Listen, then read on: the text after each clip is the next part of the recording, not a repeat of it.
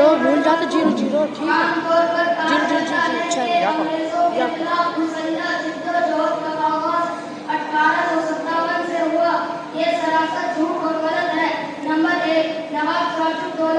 जो बंगाल के आखिरी आजाद बस मैं बंद ही ना मोड़ दूसरे